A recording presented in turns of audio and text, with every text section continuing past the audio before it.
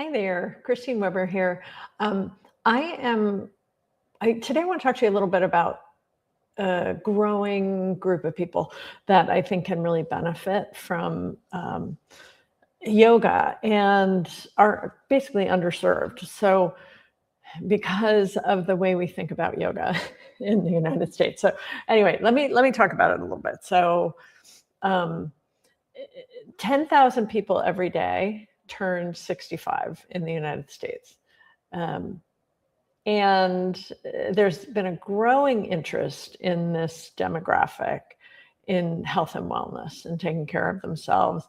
There's more of a sense of like autonomy and wanting that internal locus of control over the health in this growing demographic than there has been in previous older generations. So what we're seeing is this, it's the largest growing demographic of people who are over 60. Um, and if you think that your training, if you were trained in kind of like a vinyasa fitness kind of yoga, which is what most people get trained in, um, that training is not necessarily applicable to this group of people. And I think sometimes for yoga people, it's hard to understand that. We sort of think like, oh, well, I can figure it out or I can adapt it. I've seen people like trying to do sun salutations in a chair. And as much as that's kind of going in the right direction, it's a different skill set than actually being trained in how to work with older bodies, how to work with different limitations, and how to help people really enjoy yoga without trying to make it look like something that it doesn't have to be. It doesn't have to be. So there's 11,000 senior centers in the United States serving over 1 million people. And that number just continues to grow.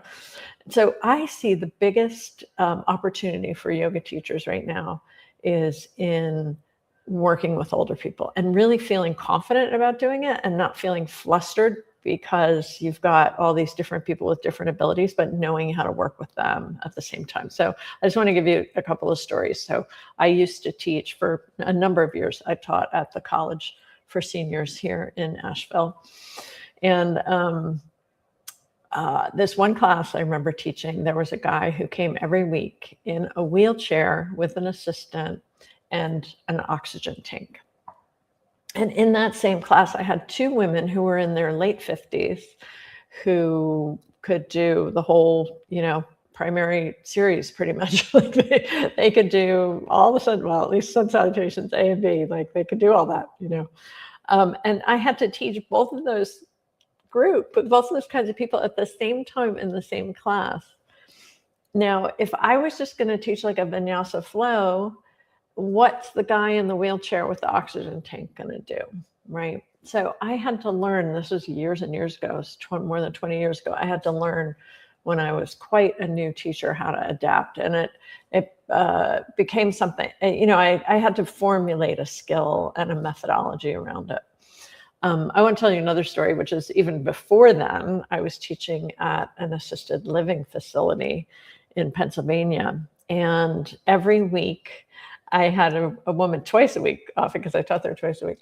I had a woman, her name was Joyce, or it might have been Joanne. No, it was Joyce. And she was from the UK originally, and she came to my class every week. And she had a little bit of she did have a significant issue with memory. So she didn't remember me from class to class. And so every time I came to teach the class, we had the same conversation. And she would say, what's your name? And I would say, oh, I'm Christy. And she would say, oh, what are we doing here? And I would say, well, we're going to do yoga. And she would say, are you a yoga teacher? And we'd have the same conversation. I'd say, yeah, I'm a yoga teacher. And she would say, oh, that's wonderful. Back in England, I was a Keep Fit instructor. And I was like, oh, that's great, Joyce. And she would show me stuff and she could do everything. She did not need a chair. She could, touch her toes, and she was able to stretch in all sorts of different ways. So Joyce taught me that cognitive challenges like memory issues do not necessarily interfere with somebody's physical issues. And because of the dignity of that she deserved and respect she deserved as a human being, I needed to give her something that was actually meaningful for her and her keep fit body and her, desire to continue to be healthy, even though she struggled cognitively. And in that same class, I also had several people who came every week with walkers and couldn't, had balance issues and could not stand up to do a yoga class. So I had to do different things with them in a chair. So what I want to sort of, what I want to sort of, how I want to sort of contextualize or situate that issue is that if you were trained, and most people have been trained in vinyasa, it does not translate well to that kind of a mixed chair and mat class. It just doesn't translate well. Now, I was trained in, I've been trained in many styles, but my primary style that I've trained in, that I've integrated into how I teach, is Vini Yoga, V-I-N-I yoga. Through one of my main teachers is Gary Kraftsow, and through the Desikachar lineage, right? So what's powerful about this technique in the context that I'm talking about right now is that because there's so much repetition, we do a lot of repetition, and it's breath centered. I can be showing some folks, like the younger women who would come to my class at the College for Seniors. I can give them some cues and some instruction and let them take it. Like, let's do this Warrior One. Inhale and exhale. And you go ahead and find your breath and flow with your breath, right? So I can give them that and say, and go ahead and do that 7 or 8 times. You're on your own. And then work with the guy who was in the wheelchair on a version that's going to give him a similar Brahmana experience by lifting the arms wherever the arms go for that person. And maybe the legs are not involved because of the wheelchair, or maybe we do a little bit of put one foot in front, the other one back, just so they get a little bit of a balance even in the chair. And now you work with it. And by the way, if the breath is too complicated, we can leave that out too, right? But we're going to do slow, mindful movement. And that is the, really in this context, that's really the incredible benefit of being trained in a system that is not just Warrior One, Warrior Two, reverse triangle, down dog, up dog, or whatever, that where the poses are going like this. And often there's no opportunity for any cueing. It's more of a fast pace.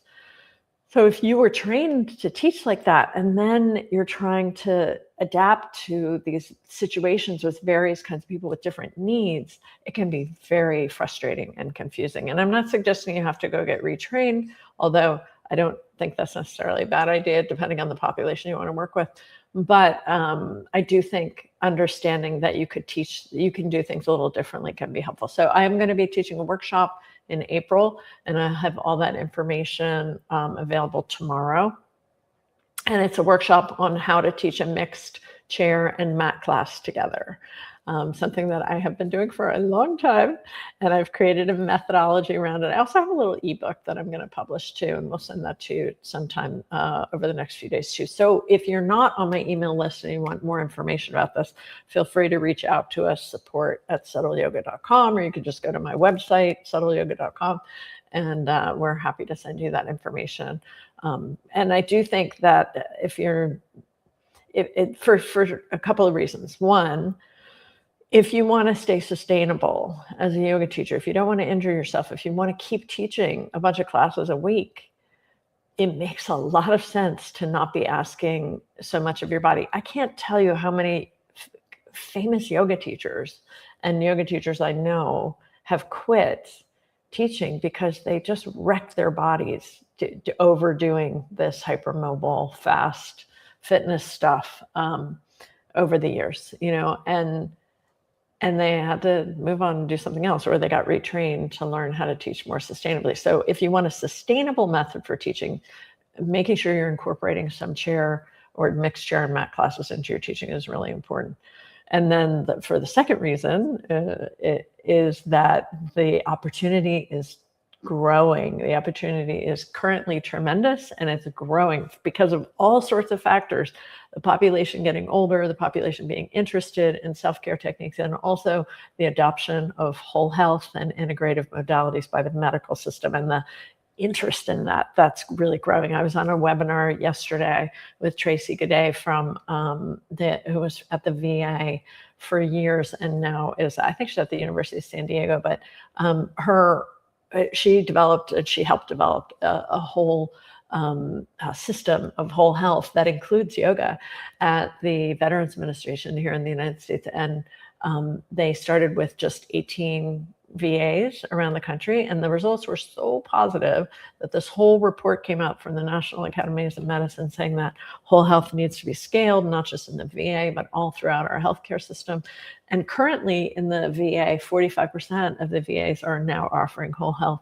This stuff is growing, and it was so inspiring to be on that call yesterday because I saw a real shift in the openness of the medical community to prevention, to health promotion, to the stuff that we do as yoga professionals. So much more respect for our work. So it's coming. And if you need some help, with understanding how to do this in a really easeful and effective way, I can help you. So keep an eye out for my email. Leave a comment. It's always nice to have you here. And I'll see you next week. Take care.